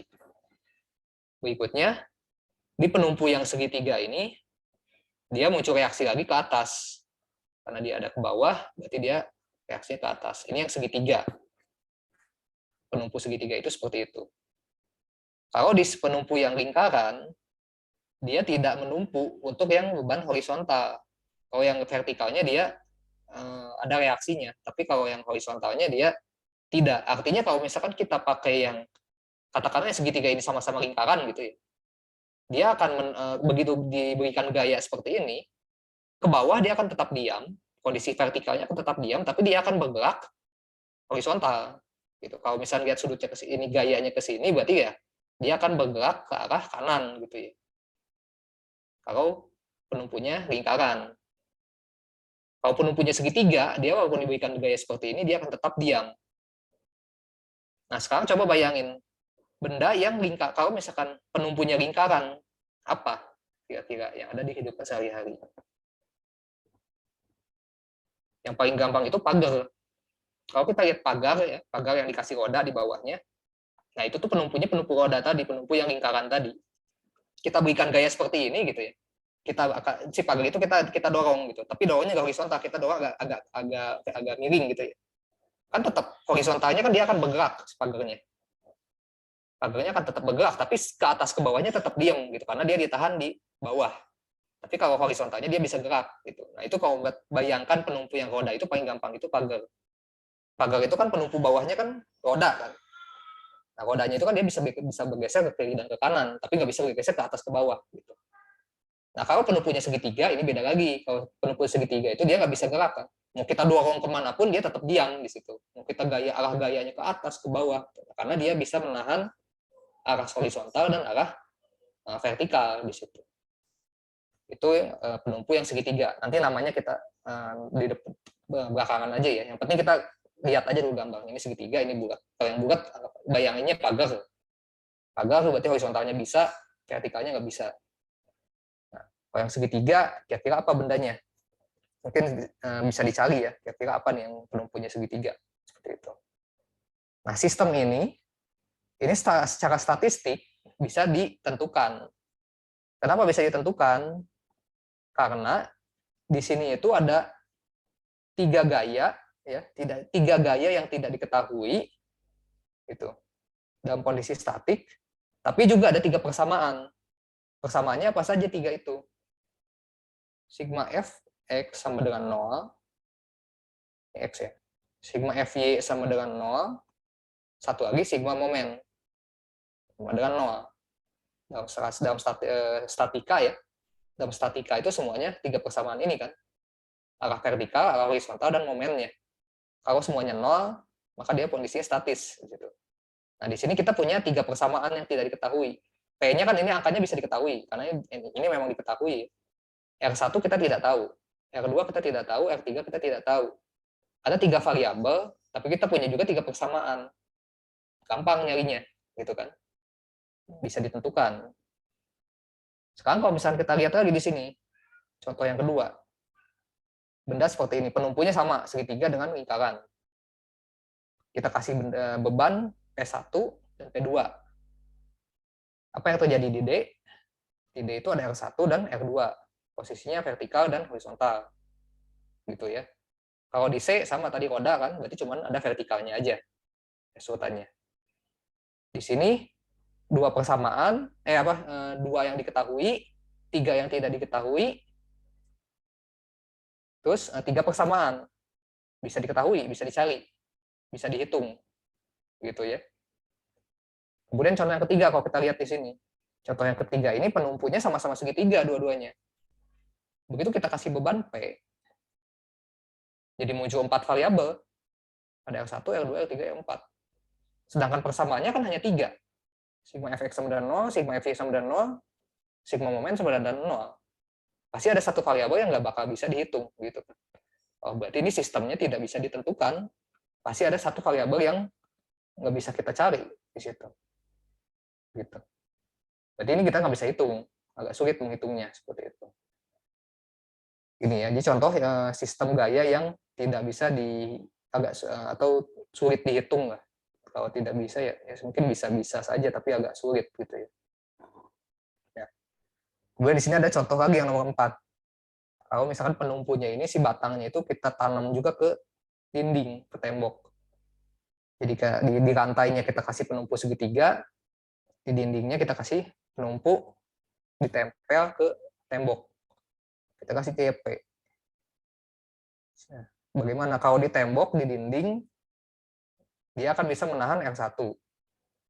R2 juga, vertikal juga bisa ditahan. Kalau di segitiga R3, R4-nya ke atas, di tembok itu momennya ditahan juga. Jadi kalau misalnya kita dijepit ke tembok kan nggak akan bisa diputar-putar ya. Kalau dia tidak dijepit ke tembok kan sebenarnya vertikalnya bisa diam, horizontalnya bisa diam, tapi dia masih bisa diputar gitu kan. Artinya momennya masih ada. Gitu. Nah kalau dijepit di dinding, dia masih si momennya bisa ditahan sama dinding tadi. Artinya kalau untuk penumpu yang seperti ini, dia bisa menahan vertikal, horizontal, dan momen. Gitu.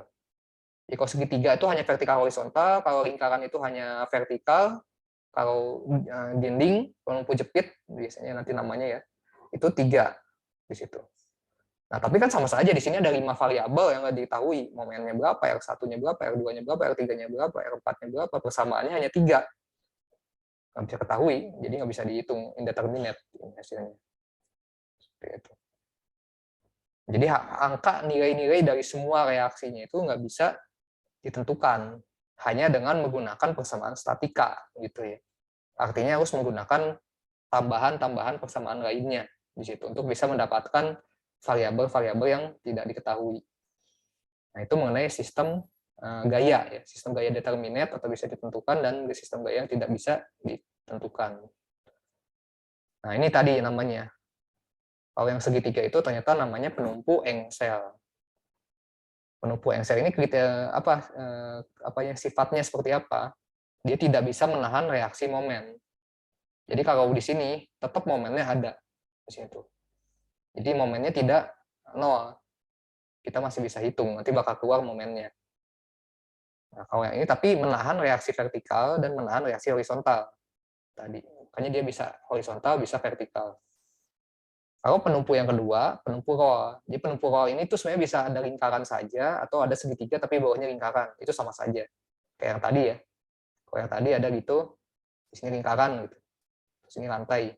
Nah, itu juga disebut penumpu roll juga. Jadi bisa kalau ketemu soal yang gambarnya seperti ini ya jangan heran ya. Itu sama aja. Yang penting kita lihat di sininya.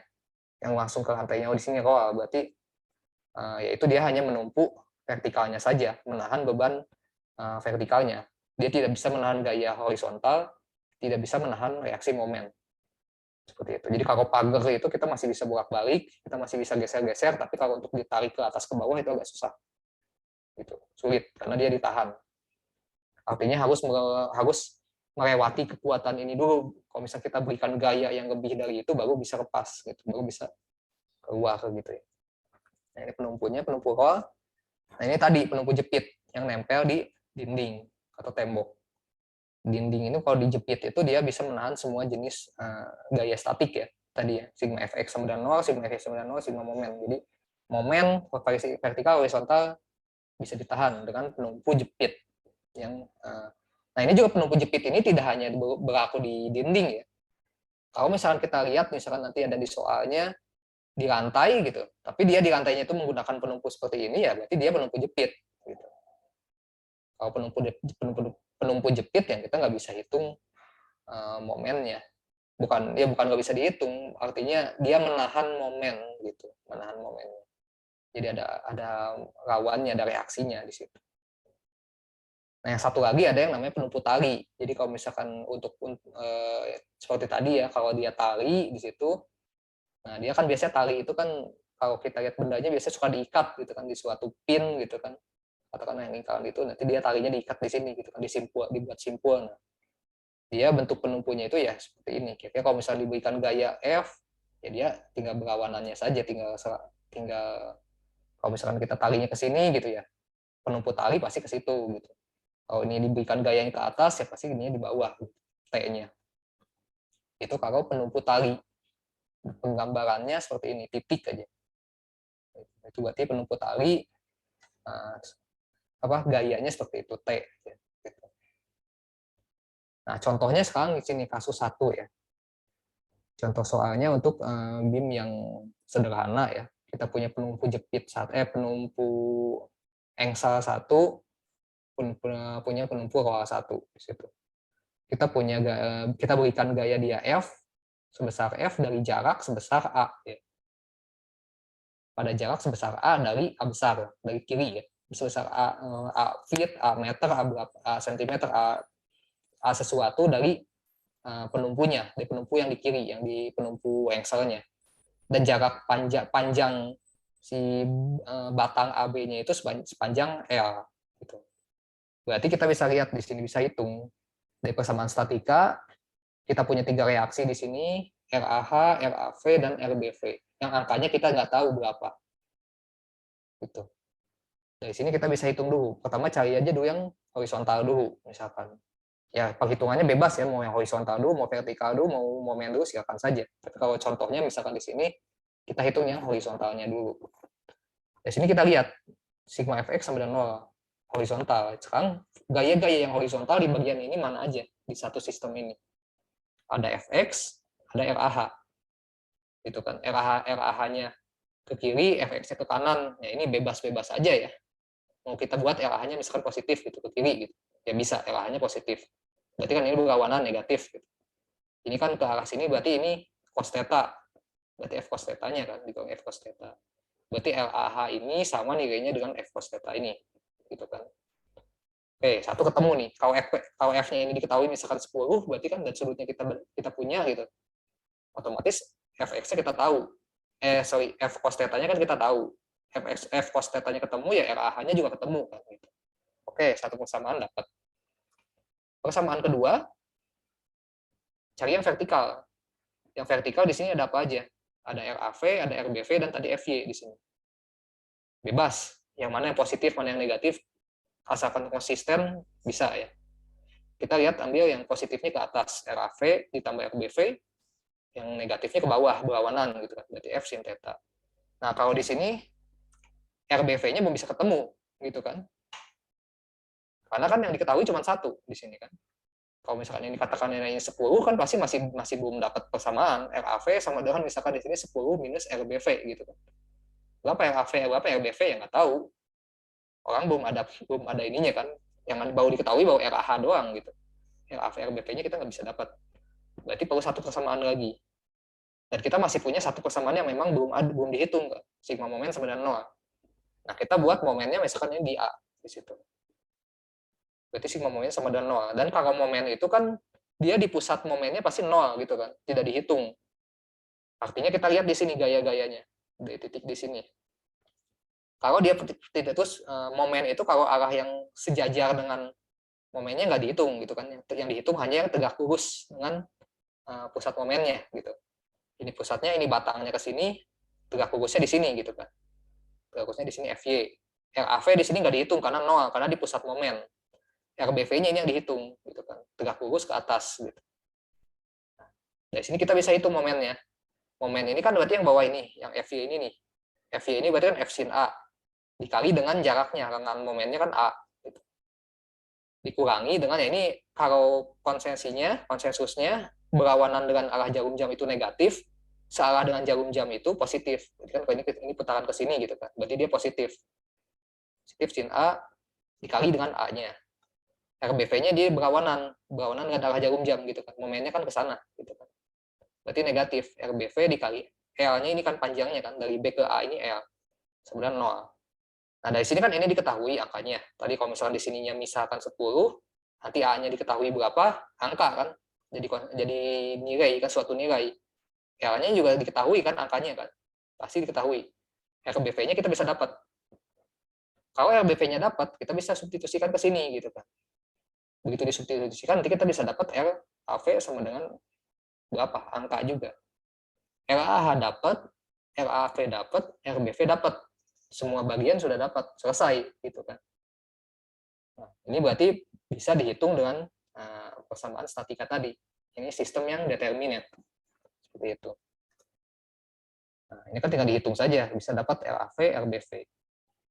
Sekarang kalau misalnya kita punya kasus 2 tadi, yang indeterminate system tadi, yang ada 4 ini kan, ini kan penumpunya dua-duanya engsel kan. Penumpu engsel dua-duanya, dia punya 4 variabel jadinya. Sekarang pakai tadi, statikanya, sigma fx sama dengan 0, berapa di sini? Nggak bisa, cuma ada fx, f sin tetanya doang kan.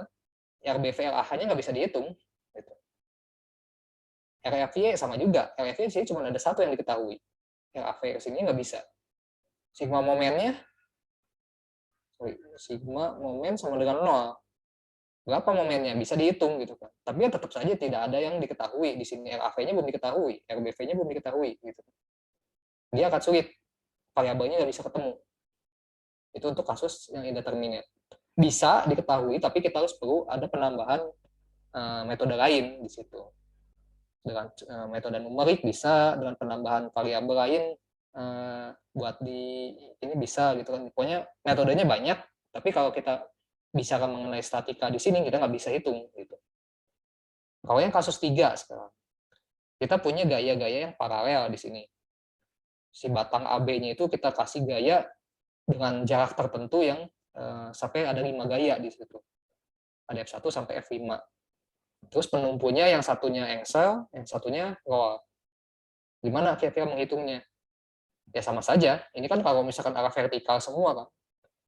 Yang horizontalnya kira-kira bisa nggak dihitung? Bisa. Arah horizontalnya kan 0. Berarti RAH-nya sama dengan 0 gitu kan. Ini sama dengan 0. Yang RBV, RAV-nya ya bisa saja. Ini totalnya berapa? Total yang vertikalnya. Sigma FY-nya kan berarti tinggal dijumlah aja kan. Sigma FY-nya kan sama dengan 0. Berarti F1 ditambah dan seterusnya sampai F5 dikurangi dengan RAV, dikurangi dengan RBV. Seperti tadi kan, masih ada RAV, RBV. Ini bisa diselesaikan pakai momen. Momennya tadi, kalau F1-nya dengan A1, berarti kan tinggal dikalikan aja. F1 kali A1 ditambah F2 kali A2, F3 kali A3, dan seterusnya, kita nanti bisa dapat RAV-nya atau RBV-nya dulu. Kalau misalnya kita dapat RAV-nya dapat, RBV-nya dapat, ya bisa diselesaikan. Gitu. Jadi kalau jumlah gaya ini nggak masalah. Yang kalau yang di kasus 3 ya. Selama dia penumpunya 3, kan variabelnya 3. Gitu. Tidak diketahuinya dalam bentuk horizontal dan vertikalnya kan cuma ada 3 gitu. Jadi bisa diselesaikan semuanya. Jadi nggak ada masalah untuk kasus 3 gitu ya. Nah, mungkin itu saja untuk reaksi penumpu ya. Saya kira sih ini jelas ya, harusnya nggak banyak pertanyaan. Jadi saya lewat dulu, masuk lagi ke materi yang ininya momen ya. Jadi tadi kan kita bahas mengenai momen ya, yang ketiga yang minggu ini. Dan di reaksi pada penumpu tadi itu kan kita sudah sebut-sebut juga mengenai momen gitu. Momen juga sebenarnya sedikit saja, jadi nggak lama dan seharusnya sih sudah sama-sama paham juga ya, karena kan ini sudah sering sekali gitu. Nah, mengenai momen ini. Nah, momen ini dihitung melalui perkalian gaya dengan jarak. Tadi ya, jaraknya itu jarak tegak lurus dari titik tumpu ke gaya di situ. Jadi di sini titik tumpunya di sini, misalkan ya, titik nolnya gitu. Di sini ada C, ada B, ada A. Nah, kita berikan gaya gitu kan. Kita misalkan gaya ke bawah, bisa gaya ke atas. Nah, dia nanti pasti akan, karena dia ditumpu di sini, dia akan berputar gitu kan. Kalau gayanya ke bawah, resultan gayanya ke bawah, pasti dia akan berputar sama dengan jarum jam gitu kan. Kalau berlawanan, dia kan berputar berlawanan dengan arah jarum jam seperti itu, gitu kan. Nah ini itu berhubungan biasanya kan kalau kita lihat benda seperti ini kan kalau kita lihat di pelabuhan banyak ya, contohnya misalkan Tanjung Priuk itu kan banyak benda-benda yang kira-kira seperti ini kan. Kita kasih benda lagi di sini, atau di pembangunan, di konstruksi juga kan sering lihat ya. Kalau di jalan kan kren itu kan sering lihat kayak gitu kan. Nah itu kan contoh bentuk aslinya ya. Nah dia kan kecenderungannya begitu di atas dia ngangkat beban, dipakai buat untuk ngangkat beban kan di sini kan biasanya dikasih beban gitu untuk mindahkan barang gitu. Nah dia kan mendapatkan gaya di sini kan, mendapatkan gaya di sini, nanti dia ada momennya gitu, gimana supaya si kren ini tidak runtuh gitu kan. Nanti kan dia diatur-atur di sini, jaraknya kemana, bebannya digeser-geser gitu kan. Di sini, bisa di sini, bisa digeser-geser, atau beban yang di belakang ini kan dia juga bisa ditambah atau dikurangi, disesuaikan gitu kan, supaya tetap setimbang kondisinya.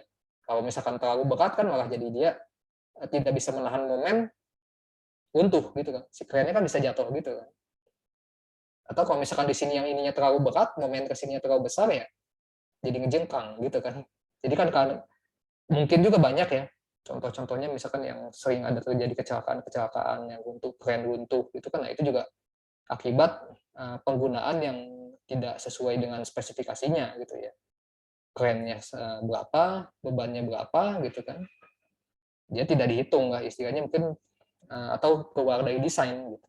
Keluar dari desainnya bisa jadi karena sudah terlalu lama ada terjadi pengurangan kekuatan di material-materialnya, atau ada memang penggunaannya, operasionalnya tidak sesuai gitu ya. Itu bisa macam-macam tergantung dengan itu kasusnya per kasus lah, kasus per kasus gitu ya. Tapi kalau misalkan terjadi kegagalan akibat kesalahan perhitungan ya, itu kan nanti kan akan bisa, apalagi kalau sampai ini kan, kalau sampai menimbulkan fatality kan bahaya juga ya gitu kan. Itu kan bisa dituntut gitu. Makanya menghitungnya kan harus benar-benar sesuai gitu, dan kita dalam mendesain suatu sistem struktur seperti itu kan harus benar-benar gitu kan. Karena kalau misalnya terjadi sesuatu seperti itu ya kita jadi akan bertanggung jawab kan, akan ditanya-tanya gitu. Istilahnya kan nanti jadi kena juga gitu, harus hati-hati. Nah, itu contoh ininya ya, contoh aplikasinya ya di kekuatan material. Mungkin juga kalau di offshore juga kan pasti banyak juga ya, kren ini kan pasti banyak ditemukan lah di mana-mana untuk mengangkat, memindahkan barang-barang yang memang berat, itu kan sangat berguna gitu ya. Nah ini seperti ini ya, momen simple, perhitungannya gaya kali jarak F kali A, positif bila setengah jarum jam, negatif jika berlawanan dengan jarum jam.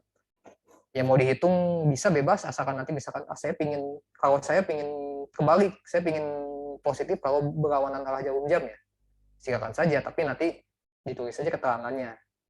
Dia bernilai positif kalau berlawanan, dia bernilai negatif kalau searah, misalkan seperti itu. Tapi kalau karena kita konsensusnya yang seperti ini, jadi ya nggak perlu ditulis lagi. Selama tidak ditulis ya kita anggap dia kondisi defaultnya itu positifnya itu salah jarum jam. Kalau misalkan nanti Anda tulis di ujian atau di mana tulis positifnya berlawanan dengan arah jarum jam, ya itu bisa, nanti kita bisa lihat lagi, oh iya, walaupun angkanya beda minus negatif plus minusnya ya bisa disesuaikan gitu. Tapi kalau misalkan nggak ada tulisannya ya kita anggap bahwa positifnya itu salah jarum jam gitu. Sama kayak kalau ke kanan positif, ke atas positif gitu. Kalau di ini ya, di koordinat ya gitu. Nah, oke. Contohnya juga di sini ada contoh pintu yang berputar. Jadi kalau misalkan kita dorong itu, momen yang paling besar itu kalau ada di jarak yang paling tinggi gitu kan. Artinya kita nggak harus mengeluarkan beban yang dan nggak harus mengeluarkan usaha yang besar untuk bisa mendorong pintu gitu kan kalau di sini kan. Dan kadang-kadang kita udah refleks kan, kalau kita ngebuka pintu pasti milihnya yang paling ujung gitu, karena paling ringan. Jarang ada orang yang pengen ini mendorong di ujung sini gitu kan. Di situ pasti akan butuh usaha lebih, gaya yang diberikan pasti akan lebih karena momennya lebih kecil. Di situ. Momennya besar kalau di paling ujung gitu kan, jaraknya kan tadi kan tegak lurus dan jarak, hasil kali dari gaya dan jarak gitu kan. Artinya kalau misalnya kita sama-sama berikan gaya yang sama di setiap jarak itu pasti yang paling jauh dari pusat momennya itu ya kan paling besar kan gitu kan.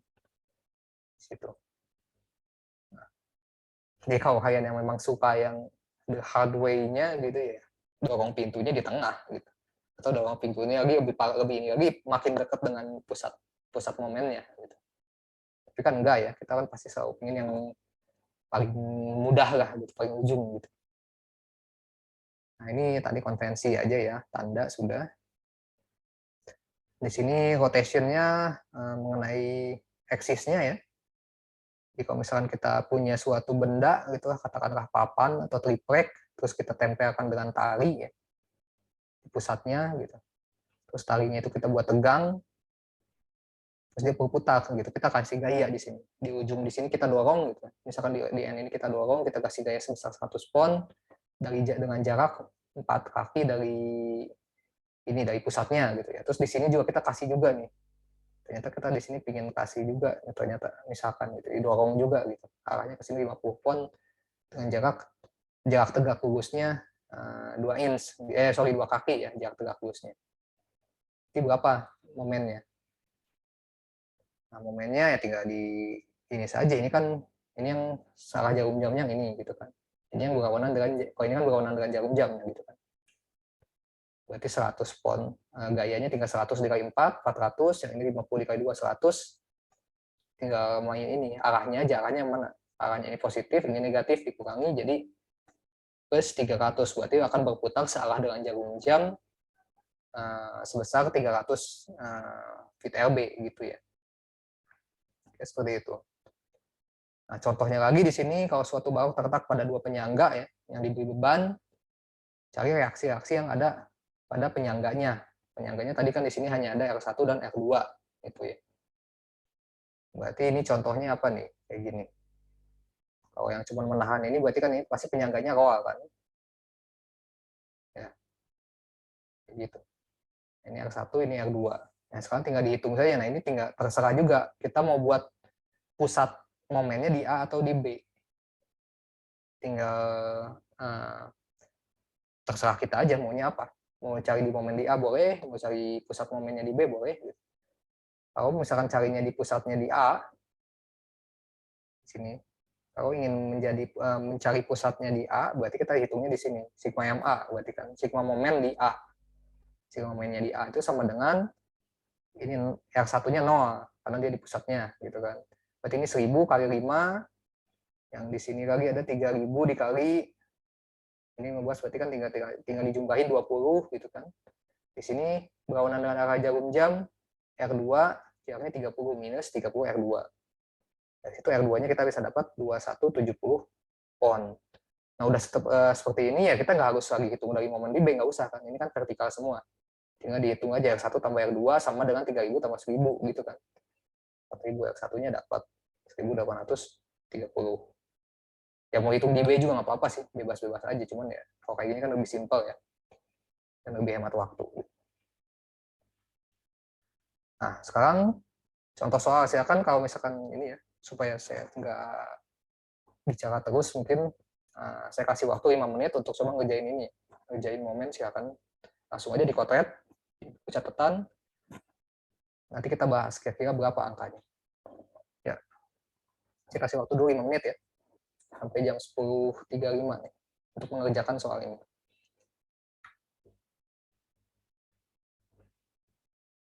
Jadi ini ada suatu beam ya, ada suatu beam, dia dipasangi beban, bebannya itu box lah, katakanlah box lah ya, katakanlah kotak gitu. Kotaknya ada dua, ada AB dan ada EF. Yang AB itu punya pusat massa di C, yang EF itu punya pusat massa di D. Di situ. Jaraknya kelihatan juga ya, dan dia juga ternyata diberikan dari gaya beban sebesar 4000 Newton di tengah-tengah, di jarak yang ini di sini, di jarak 4,5 meter dari titik A di situ. Nah, sekarang dicari reaksinya R1 dan R2-nya berapa. Gitu. Ini beratnya yang AB ini 1000 ya, 1000 Newton per meter. Di sini ada 3 meter, jadi bisa dihitung dulu berapa beratnya. Atau nanti bisa dilihat ya. C-nya ini kan tinggal dihitung. Ini pusat massa itu kan selalu berada di tengah-tengah itunya ya, bendanya ya. Seperti itu. Kira-kira berapa angkanya? Kalau ada yang sudah selesai, mungkin bisa langsung sebutkan angkanya ya. Jadi kita lihat dengan nanti kita bahas ketika kita lihat sudah benar atau belum nilainya.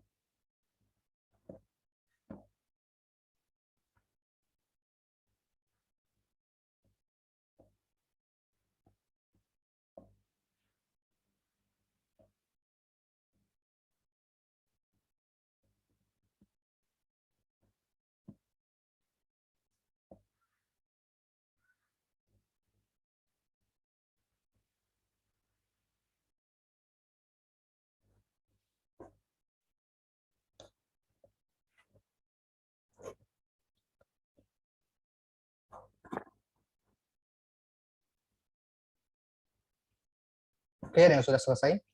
Sudah dapat angkanya?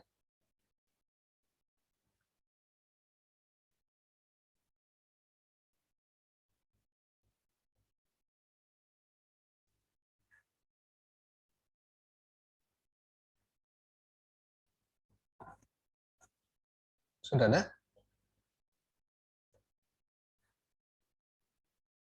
Tidak ada, nggak apa-apa. Kita coba langsung bahas aja ya. Takutnya waktunya tidak cukup. Jadi pertama kita lihat ya di sini. Beam-nya itu dalam kondisi kesetimbangan ya. Artinya tidak ada yang bergerak. Semuanya sama dengan nol. Sigma F-nya sama dengan nol ya. Jadi sekarang kalau misalkan kita lihat di sini, karena tidak ada yang bekerja pada bidang horizontal ya, berarti sigma F-nya ini di sini sigma F yang vertikal. Karena tidak ada yang horizontal, jadi saya tulis sigma F sama dengan nol gitu aja ya. Nah, di sini yang bernilai positif itu adalah R1 dan R2 gitu ya. Karena terus kemudian untuk yang lainnya itu dia yang di bawah dan dia sudah dipindah ke ruas kanan, berarti akan bernilai positif juga. Seperti itu kan. Nah, berarti sekarang kita lihat dulu total gayanya berapa yang ada di sini yang diketahui. Sini 1000 Newton per meter. AB itu besarnya panjang AB itu 3 meter. Artinya gaya si AB ini, gaya benda AB ini berarti kan 3000 ya. 1000 kali 3. Gitu. Di sini bebannya yang kedua adalah 4.000. Yang ketiga di sini 1.000, panjangnya ada 1.500. 1,5 meter, berarti 1.500 Newton. Artinya ini semua gaya yang mengarah ke bawah itu semua totalnya adalah 8.500 Newton. Jadi R1 ditambah R2 itu sama dengan 8.500 Newton. Gitu ya. Kemudian apa lagi? Yang kedua adalah sigma momen. Kita ambil momen di A sama dengan sigma momen di A sama dengan 0. Kita lihat di sini. Kalau benda AB ini berarti kan pusatnya di C kan. Berarti dia 3.000-nya di C kan. 3.000-nya di C, jaraknya 1,5 meter berarti. Setengahnya kan. 32. Ini 3.000 kali 1,5. Yang 4.000 ini jaraknya 4,5 meter. Yang 1.500 ini jaraknya berarti 6 meter ditambah 1,5. Ditambah 0,75 ya. 1,5 bagi 2. Berarti 6 ditambah 0,75. Jadi 6,75. Dikali dengan 1.500. Nah, terus kemudian di sini, karena dia di pusat di sini kan, R1-nya berarti 0. Pusat momennya kan di A, R1 ada di pusat momen. Ada lagi di sini yang berlawanan dengan arah jarum jamnya itu adalah R2 dengan jarak 6 meter. Dari sini kita bisa dapatkan berarti kan, R2-nya bisa dapat 5.440 Newton atau sekitar 5,44 kilonewton. R1-nya ya tinggal dikurangi karena dia kan hanya ada 2 ya, yang ke arah atasnya, berarti R1 sama dengan 3,06 kilonewton. Mudah ya. Saya kira ini harusnya sudah bisa semua ya, nggak harus lama-lama. Sebenarnya mungkin 1-2 menit sebenarnya cukup bisa ya menghitung ini kan. Nah, mungkin itu saja sih untuk kali ini. Dan sudah dapat 3 materi. Jadi memang dalam menghitung kekuatan material ini ya, yang dalam statika terutama, lebih banyak yang dihitung itu dari 3 persamaan tadi. Sigma Fx sama dengan 0, sigma Fy sama dengan 0, dan momen. Dan itu bergantung dengan tadi kondisinya kan di awal tadi, yang awal-awal itu sistem gayanya itu apakah dia concurrent atau non concurrent, apakah dia coplanar atau non coplanar, itu yang harus bisa diperhatikan di situ. Jadi sistem ini kira-kira begitu kita melihat suatu sistem, ini sistemnya apakah concurrent ataukah non concurrent gitu. Umumnya kan lebih banyak tadi dari contoh-contoh soal seperti itu ya. Nanti kita bisa menentukan, oh kalau seperti ini harusnya menggunakan cara yang bagaimana. Oh, kalau misalnya seperti itu, kita bisa hitung gaya-gaya di setiap membernya dengan menggunakan aturan sinus. Tadi kan aturan kosinus bisa seperti itu. Kemudian kalau misalkan ditambah lagi tadi bendanya kan, kalau tadi kan masih simpel ya.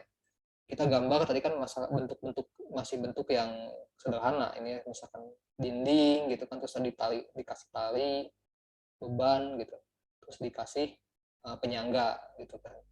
Nah, mungkin dari sini setelah kita belajar penumpu, tadi kan reaksi pada penumpu, di sini kita bisa kasih. Misalkan di sini kita kasih tiang, gitu. Tiangnya ini dikasih penumpunya, misalkan penumpu jepit, ditempel ke lantai, terus dari sini ada tali, terus di sini kasih batang lagi, gitu kan. Terus di sini kasih beban, gitu. Batangnya ini bisa apakah nempel langsung ke sini atau di tengah-tengah. Nanti berapa hitung member-membernya kita bisa kombinasikan berarti kan. Oh di sini kalau kayak gini berarti nanti dia akan ada di titik sini ada R-nya ke sini, ada L1 L1 vertikal gitu kan. Nanti di sini berarti ada ke sini ada R1 horizontal gitu. Nah, nanti momennya di sini juga bisa juga dihitung gitu. Nanti kita bisa kombinasikan gitu dari tiga materi ini tadi. Ada dari reaksi pada penumpu, ada sistem gayanya seperti apa, dan momennya.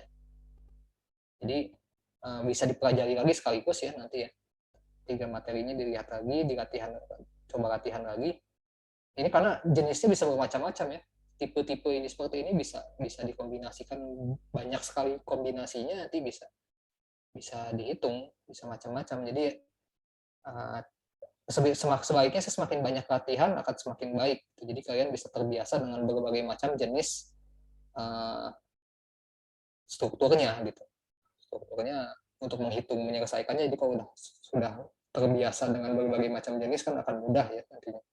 Apalagi kalau misalnya nanti kita ujian sudah tidak terlalu rumit gitu. Nanti kan akan ditambah lagi materinya akan ditambah lagi dan ada metode lain lagi yang harus digunakan di situ. Jadi kan kita akan fokusnya lebih banyak di metode grafik sebenarnya ya. Jadi dasarnya ini nanti ada beberapa soal nanti di belakang itu nanti kita akan bahas yang benar-benar menggunakan grafik gitu. Ada yang namanya diagram Cremona nanti di depan di akhir di beberapa minggu ke depan itu nanti kita akan bahas diagram Cremona nanti benar-benar menggunakan diagram di situ. Benar-benar menggambar dan dihitungnya dari gambar gitu, tidak menggunakan perhitungan rumus-rumus seperti ini yang terlalu banyak gitu. Memang digunakan tapi tidak semuanya, jadi hanya di awal-awalnya saja. Itu jadi dasarnya itu di tiga ini, di tiga pertemuan awal ini sebenarnya, di tiga materi ini. Jadi kalau di sininya sudah aman, biasanya nanti kedepannya nggak terlalu sulit sebenarnya. Seperti itu. Oke, sampai sini mungkin ada yang ingin ditanyakan. Mengenai ini sudah bebas ya. 3 materi terakhir tadi, dari mulai kesetimbangan, reaksi penumpu, dan momen ini mau bertanya apapun boleh. Kita masih punya, terserah sih, ini sebenarnya sudah lewat ya, waktunya sudah 10.43 sebenarnya. Tapi kalau misalkan masih ada yang kurang jelas, masih bisa lah kita kasih sampai 10.50 ya. Mudah-mudahan nggak ada kuliah lanjutan setelah ini, jadi kita masih bisa diskusi sedikit kalau ingin. Silakan.